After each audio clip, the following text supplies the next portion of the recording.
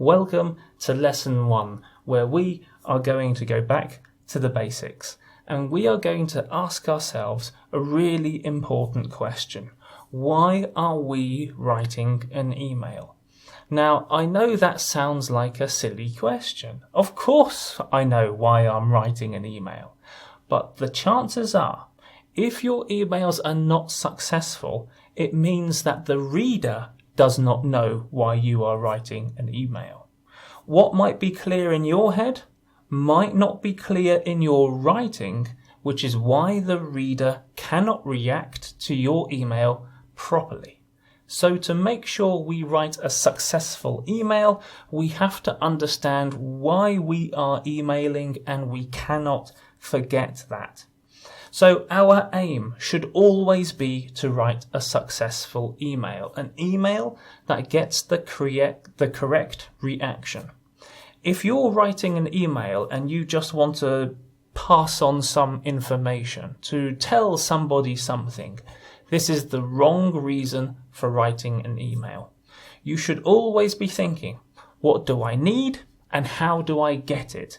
And from that point of view, the reader is the most important person, not you as the writer, the reader as the person who has to react. You have to see your message through the eyes of the reader.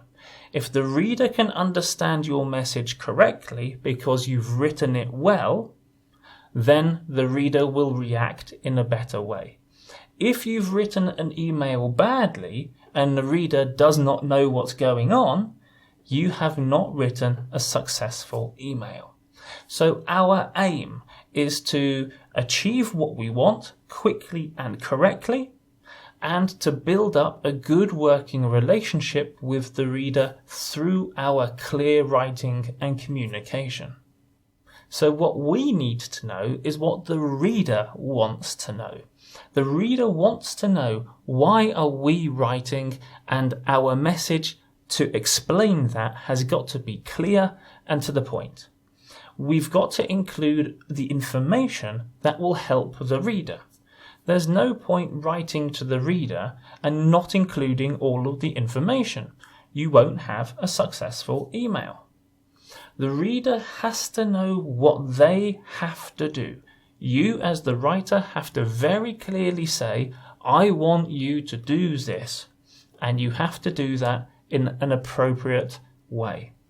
And the reader needs to know who to contact if they need help to complete the task.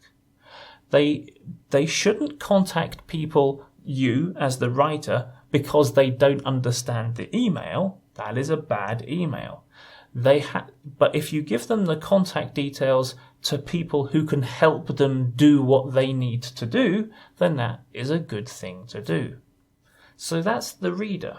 But what about us as the writer? Well, we have to know who we are writing to. Not just their names, but what's their position? What responsibilities do they have? What powers do they have?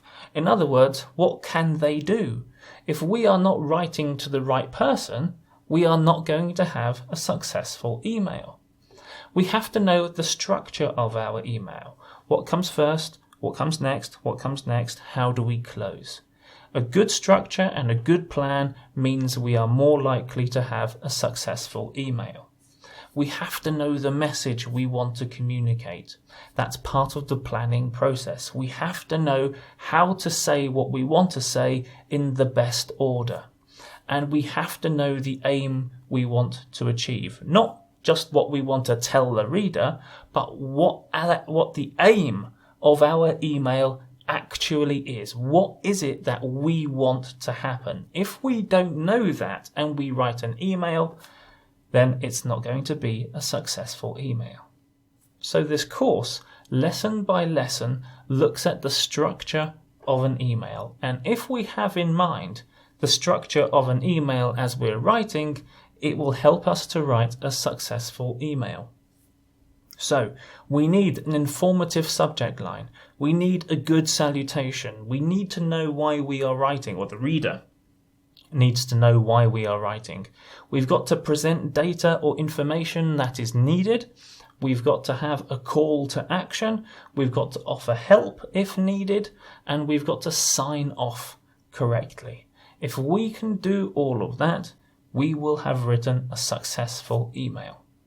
So lesson 1 was an introduction about how we should think about an email and why we should think about why we are writing, which seem like really basic questions. After all, we write emails every single day. But not many of us think about emails in the way that I have just presented. So, with that in mind, let's get on to lesson 2.